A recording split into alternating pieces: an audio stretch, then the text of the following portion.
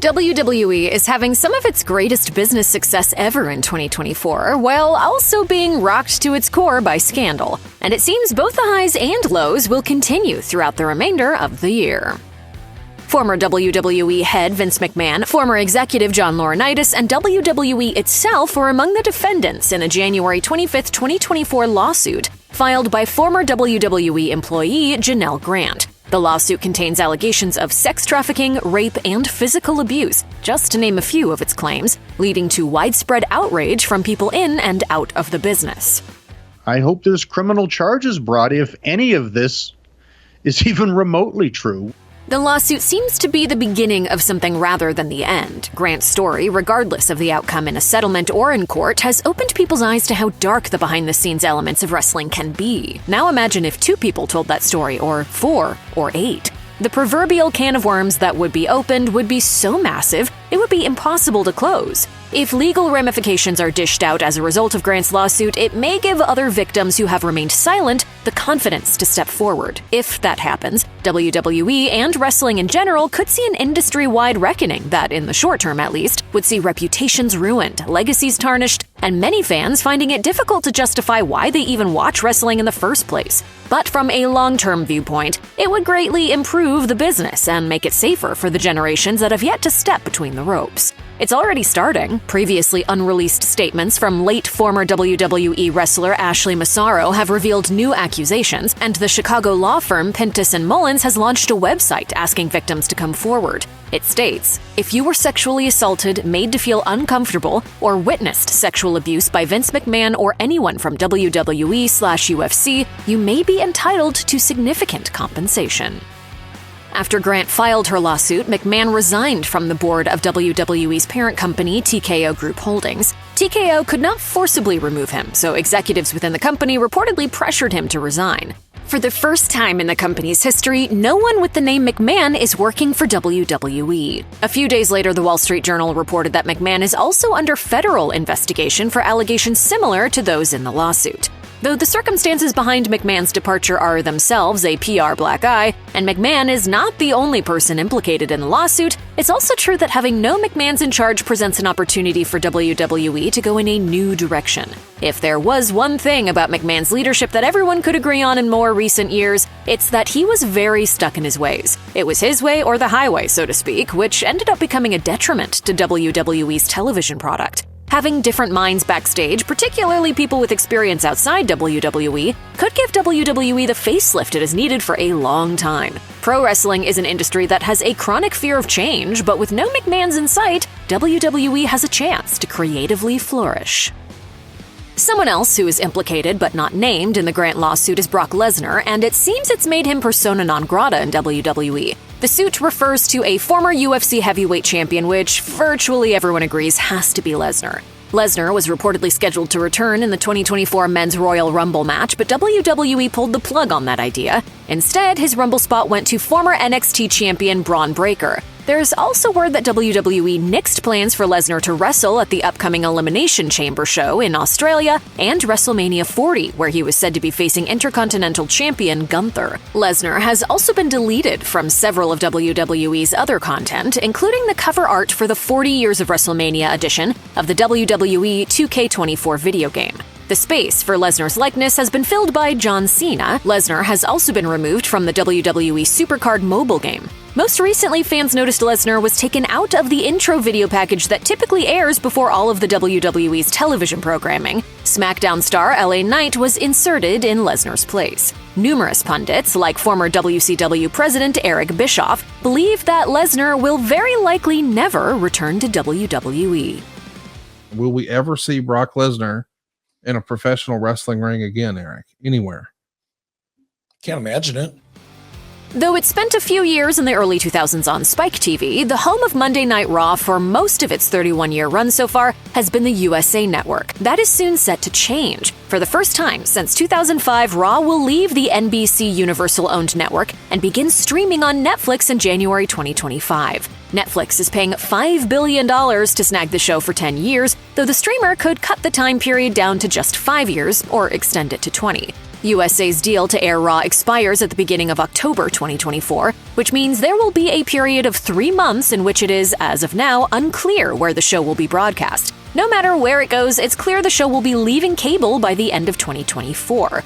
While $5 billion for Raw is a significant payday, it's worth noting the number covers rights around the globe, meaning WWE will no longer be able to negotiate separate fees for different international territories. The landmark deal also means the dissolution of WWE Network, which had moved to Peacock in the US, but was still active in other countries. International broadcasts of premium live events, SmackDown, and NXT will all make the move to Netflix as existing broadcast rights deals reach an end. Netflix has dipped its toes into the live streaming waters with the Chris Rock comedy special and more streaming companies bringing live sports to their platforms. Raw moving to Netflix is just the next step in a progression that is likely going to continue playing out over the next few years.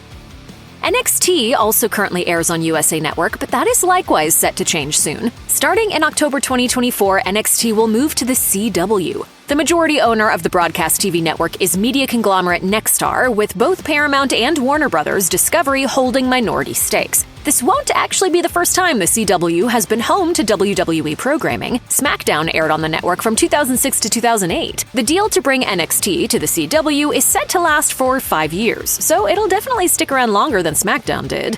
The move to broadcast TV can be seen as a major step up for the WWE developmental brand. NXT began as a WWE Network exclusive before moving to USA in 2019. After a period of competition with AEW Dynamite on Wednesday nights, NXT moved to Tuesdays, where it remains. It's not yet clear whether the show will stay on Tuesdays or switch to a different night, but WWE CEO Nick Khan has stated several times that the company is confident its audience will follow its shows no matter when they air. NXT should get an increase in profile with the move. Nexstar has claimed that the CW is available to watch in 100% of all U.S. households with a television. The USA Network isn't coming out of the WWE programming shakeup totally empty-handed. SmackDown, which has aired on Fox since 2019, is set to move back to USA starting in October 2024. Industry analysts were pretty certain that SmackDown wouldn't stay on Fox despite very healthy ratings on the network. Fox was paying $205 million per year for the rights to the show. Many theorized that the network wouldn't offer up the kind of fee increase WWE wanted when their 5-year deal was up, but NBC Universal did. WWE's new deal to air SmackDown on USA is for an average of $287 million per year. The roster will still maintain a presence on network TV too. The rights deal for SmackDown includes 4 NBC specials per year. The details of these specials have yet to be announced, but they will likely air once a quarter throughout the 5-year term. Before the move to Fox, SmackDown was usually considered WWE's B show, but SmackDown grew in prominence with its network ratings boost. With Raw moving to streaming while SmackDown heads back to cable, it remains to be seen how the two brands will be seen in relation to one another going forward. On the same day WWE's deal with Netflix was made public, the company also announced that former WWE champion Dwayne "The Rock" Johnson would join the TKO Group Holdings board of directors. That means the Great One now has a significant amount of power in WWE. Johnson has stated that being on the TKO board means a lot to him. His father, Rocky Johnson, and grandfather, High Chief Peter Maivia, wrestled in WWE. I'm sitting at a board that my grandfather and my dad helped build. Johnson is obviously still very busy with his acting career, but his position on the board means he'll surely play a far more active role in WWE than he has in a very long time. While he might not be on TV every week, he will have a direct influence when it comes to business decisions, and from the looks of things, the company's creative direction. It would seem that Johnson can now appear on WWE TV virtually whenever he wants. He inserted himself into the title picture ahead of WrestleMania 40, expressing his desire to be the head of the table, but has since backtracked and now sided with undisputed WWE Universal Champion Roman Reigns and their family's fight against Cody Rhodes. It's clear Johnson is playing the long game and will be at least a semi-regular presence on WWE programming from here on. Longtime wrestling fans know that babyfaces and heels don't just square off in the ring, they also make jabs at each other at the commentary table. There's a long-standing history of commentary teams having good guys and bad guys there to give context to the battles playing out in the squared circle. But the dynamic on SmackDown is one fans haven't heard very much before. WWE released commentator Kevin Patrick in late January 2024, and Pat McAfee came back as Michael Cole's commentary partner on Raw. Cole's former deskmate, Wade Barrett, moved to SmackDown to replace Patrick. So now, Barrett is paired up with Corey Graves, and SmackDown has a dual heel announce team. The heel-heel pairing of Barrett and Graves certainly has some compelling benefits, such as colorful banter, a strengthened chemistry, and an added layer of unpredictability. However, it could prove to be a significant disservice to rising babyface talents. Without a voice of reason there to advocate for the good guys, programming may be heavily skewed in favor of WWE's villains, thus hindering the potential to push the babyface characters forward. Excessive negativity could also make some viewers feel alienated. If executed well, though, the all-heel commentary team on SmackDown could provide a fresh viewing experience. Or one of them could change alignments, of course. After a lot of shuffling, it looks like the main event of WrestleMania 40 will likely be a repeat of WrestleMania 39, though the story has some added layers. Like last year, Cody Rhodes earned a WrestleMania title match of his choosing by winning the Men's Royal Rumble match. Once again, Rhodes has set his sights on undisputed WWE Universal Champion Roman Reigns. But this time, Rhodes will not be fighting this battle alone. Reigns will have his regular crew of Solo Sikoa, Jimmy Uso, and Paul Heyman backing him. Roman will also have his cousin, Dwayne "The Rock" Johnson, in his corner, though his allegiances are in question given a few of his recent gestures. On February 12, 2024, an unlikely ally offered to be Rhodes' shield in his quest to take the gold off the dominant Reigns, World Heavyweight Champion Seth Rollins, who previously failed in his own attempt to dethrone Reigns in 2022. For 3.5 years, WWE fans have witnessed the predictable cycle of bloodline interference leading to a successful Reigns title defense. With their mutual desire to see the tribal chief unseated, the Rollins-Rhodes alliance poses a legit threat, arguably the biggest yet, to break that cycle at WrestleMania 40. A second major loss to Reigns would considerably devalue Rhodes' back-to-back Royal Rumble wins, so all signs seem to point toward Reigns losing the title he has held for almost 1,300 days.